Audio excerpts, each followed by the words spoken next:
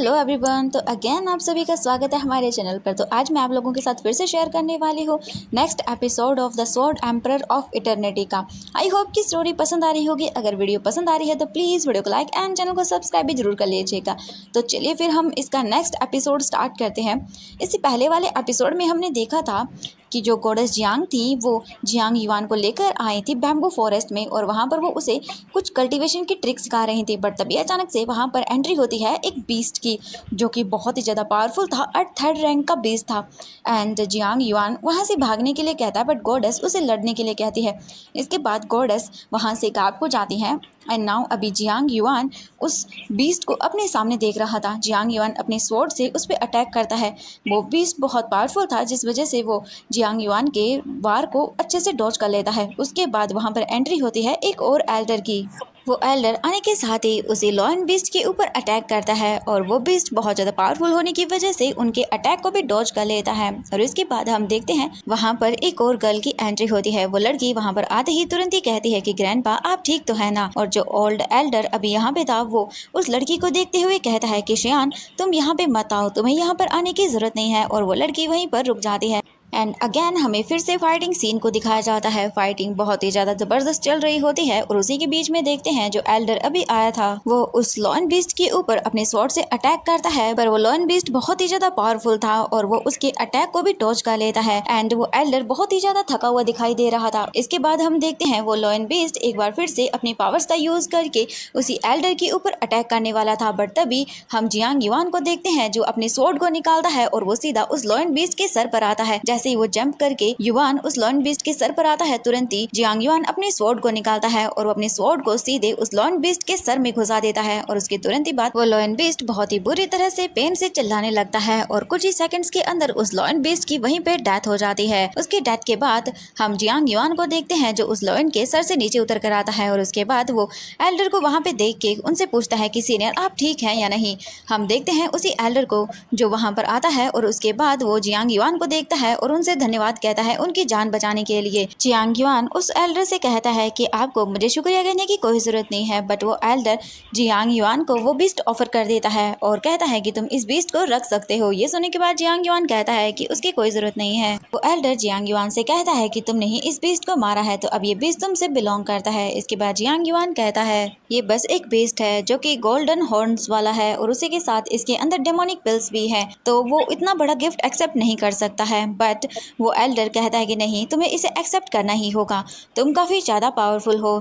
And ये सुनने के बाद फिर जियांग युआन उस एल्डर को ज़्यादा मना नहीं कर पाता है, और वो उस डेमन को एक्सेप्ट कर लेता है। इसके बाद जियांग युआन आगे जाता है और वो उस बीस्ट के अंदर से जो उसकी डेमोनिक पावर्स थी एंड उसी के साथ उसकी डेमोनिक पिल्स को भी ले लेता है। इसके बाद वो एल्डर जियांग युआन को देखता है और जियांग युआन से कहता है क्या वो उन्हें फ्लेम ग्रास दे सकता है, क्योंकि यही एक चीज़ है जो उनकी ग्रैंड डॉटर की लाइफ को बचा सकती है। जियांग युआन भी एल्डर को देखता है एंड वो सोचने लगता है कि आखिरकार ये सब क्या है। बट तभी हम देखते हैं जियांग युआन के उसी डिवाइन लॉकेट से उसी गॉडेस की आवाज़ आती है, जो कि जियांग युआन से कहती है कि जियांग युआन को उस एल्डर को बताना होगा कि ये फ्लेम ग्रास उनकी डॉटर की लाइफ को नहीं बचा सकती है। ये सुनने के बाद जियांग युआन गॉडेस से पूछता है कि आखिरकार ऐसा क्यों है। ये सुनने के बाद गॉडेस जियांग युआन को बताती हैं कि वो इस लड़की की इलनेस को ठीक कर सकती हैं, बट उसके लिए उन्हें उस लड़की के गले में जो सोल क्रिस्टल लॉकेट है वो चाहिए होगा। और उसके बाद वो जियांग युआन की बॉडी में आकर ही उस लड़की के जो बॉडी में इलनेस है उसे दूर कर सकती हैं। इसके बाद जियांग युआन कहता है कि ठीक है। इसके बाद गॉडेस जियांग युआन के उसी डिवाइन लॉकेट से बाहर आती हैं और वो जियांग युआन की बॉडी में एंटर करती है।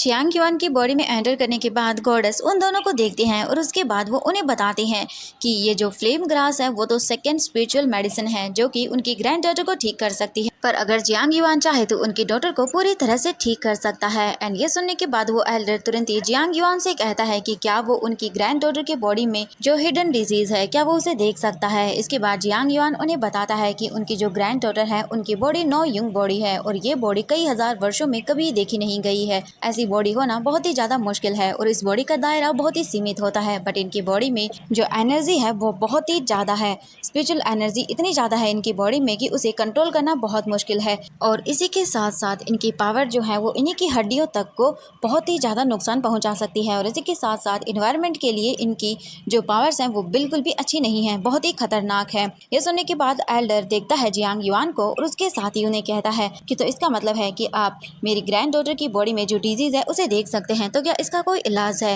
ये सुनने के बाद जियांग युआन उन्हें कहता है कि वो मदद उनकी कर सकता है, बट इसके लिए उन्हें पहले जो अभी किंग सू की बॉडी के अंदर जो डिवाइन लॉकेट है वो उसे चाहिए होगा। इसके बाद किंग सू को देखते हैं। किंग सू बिना सोचे समझे अपना लॉकेट उतार देती है अपने नेक से और वो जियांग युआन को दे देती है। जियांग युआन उस लॉकेट को फिर अपने पास लेता है एंड देन वो लॉकेट वहां से गायब हो जाता है। उसके तुरंत ही बाद जियांग युआन उस गर्ल को देखता है और उससे कहता है कि वो अपना हाथ उसके हाथ में दे।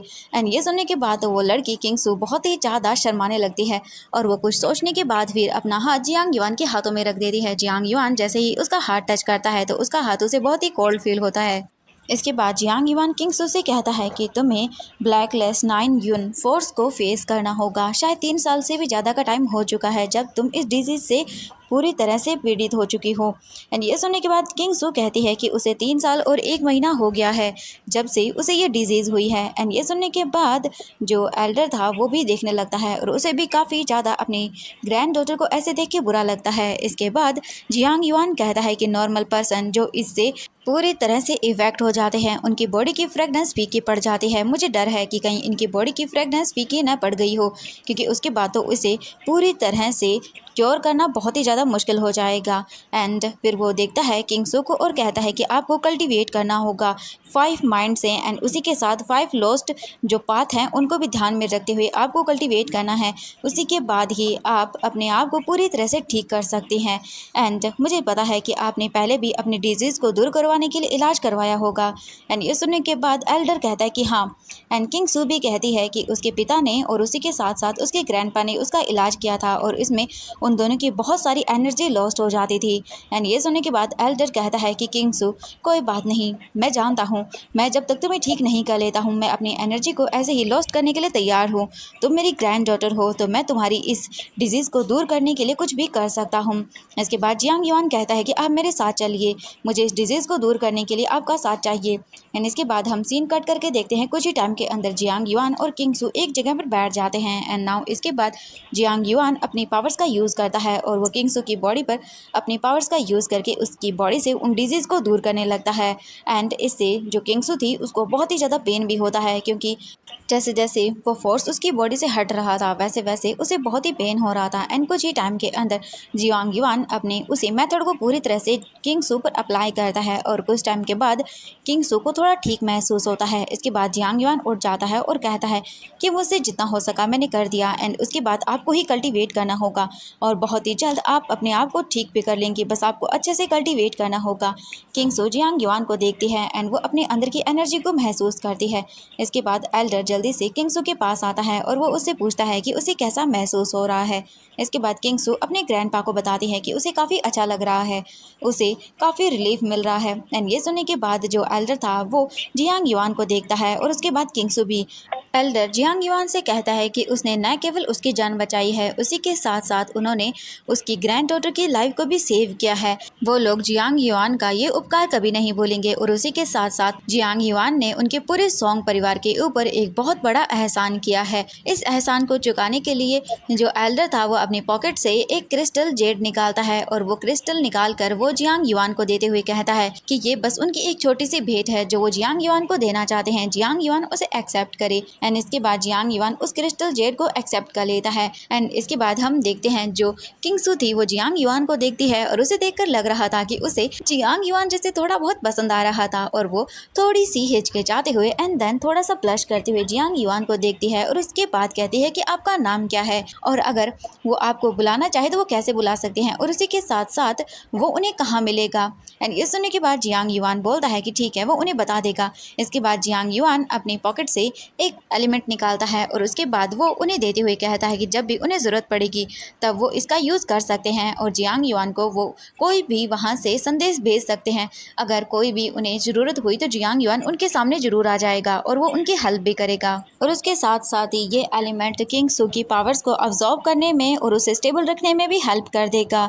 इसके बाद किंग सू उस चीज़ को ले लेती है। किंग सू के लेने के बाद ही वो चीज़ जियांग युआन वहाँ से गायब हो जाता है एंड उसके जाने के तुरंत ही बाद किंग सू उसके पीछे भाग लगती है और उससे कहती है कि उसने अपना नाम तो बताया ही नहीं। बट तब तक वहाँ से जियांग युआन गायब हो चुका था एंड युआन के जाने के बाद किंग सू सोचने लगती है। हम अब यहाँ से सीन कट करके देखते हैं उसी कॉटेज का जहाँ पर गॉडेस थी एंड गॉडेस एक बार फिर से जियांग युआन को उसकी मेथड को आगे सिखा रही थी कल्टीवेशन की।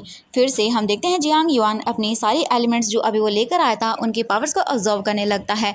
गॉडेस भी एक बार फिर से जियांग युआन की कोर को स्टेबल करने के लिए उसे फिर से अपनी पावर्स को देती हैं और उसी के साथ साथ हम देखते हैं जियांग युआन उन सारे एलिमेंट्स की जो पावर थी उसे ऑब्जर्व करता है और उसके साथ वो काफ़ी अच्छा महसूस करता है। उन सारी एनर्जी को ऑब्जर्व करने के बाद हमें 2 स्वॉर्ड्स को दिखाया जाता है जिनकी एनर्जी एक साथ मर्ज हो जाती है एंड वो दोनों स्वॉर्ड्स भी एक साथ मर्ज होती हैं और उसी के साथ जियांग युआन के हाथों में वो तलवार आती है और उसके तुरंत ही बाद जियांग युआन अपनी तलवार के एक ही वार से वहाँ पर काफ़ी सारे जो पौधे थे उन्हें कट कर देता है। एंड ये देखने के बाद गॉडेस जियांग युआन के पास आती है और वो उसके इतने अच्छे स्वॉर्डमैन फाइटिंग को देखने के बाद जियांग युआन से कहते हैं कि उसे यकीन नहीं था कि वो इतनी जल्दी सेकंड मिरर लेवल को भी पार कर लेगा स्वॉर्डमैनशिप के। एंड इसके बाद गॉडेस कहती हैं कि अगर वो ऐसे ही कल्टीवेट करता रहा तो वो बहुत ही जल्दी कल्टीवेशन लेवल में बहुत ही हाई लेवल तक चला जाएगा और उसके मुकाबले कोई नहीं होगा। इसके बाद जियांग युआन कहता है कि मास्टर 5 एलिमेंट स्वॉर्ड आर्ट बहुत ही ज़्यादा मिस्टीरियस है, आखिरकार ये किस लेवल का मार्शल आर्ट है। ये सुनने के बाद गॉडेस जियांग युआन से कहती है ये डेमी गॉड लेवल का मैजिकल पावर है, ये बहुत ही ज़्यादा स्पेशल होती है। ये जानने के बाद जियांग युआन गॉडेस से कहता है कि वो तो बस इतना ही जानता है कि मार्शल आर्ट स्किल्स जो है वो अर्थ और हेवन के बीच में ही बटी हुई है, तो फिर ये गॉड लेवल का कैसे हो सकता है। इसके बाद गॉडेस जियांग युआन से कहती है कि 5 एलिमेंट्स स्वॉर्डमैनशिप है वो कल्टीवेशन लेवल का पूरा ज्ञान है, बट उसके बाद भी बहुत सारी चीज़ें हैं जो कि सीखने के लिए हैं और जो सबसे ज़्यादा पावरफुल स्वॉर्डमैनशिप है वो है किंग सू एंड उसे आज तक कोई नहीं कर पाया है एंड वो 3000 मीलों तक फैली हुई है। 9 रिलैम के अंदर भी कोई भी उस स्वॉर्डमैनशिप को नहीं सीख सकता है, तो अब तुम खुद ही जान सकते हो कि कौन सबसे ज़्यादा बेहतरीन है। वो तियानजू, उसके सामने कुछ भी नहीं है, उसके सामने तो वो बिल्कुल ही कचरा है। तो अब तुम खुद अंदाज़ा लगा सकते हो कि किसकी स्वॉर्डमैनशिप सबसे ज़्यादा अच्छी है। इसके बाद जियांग युआन बोलता है कि वो समझ गया। इसके बाद गॉडेस जियांग युआन से कहती है कि वो उसे दिखाएगी कि असली पावर किसे कहते हैं। वो जियांग युआन को उसी लॉइन के गोल्डन कोर को बाहर निकालने के लिए कहता है। इसके बाद जियांग युआन अपनी बेल्ट से उसी एनिमल बीस्ट की जो लॉइन की गोल्डन कोर थी वो बाहर निकालता है एंड देन इसके बाद वो गॉडेस को देता है।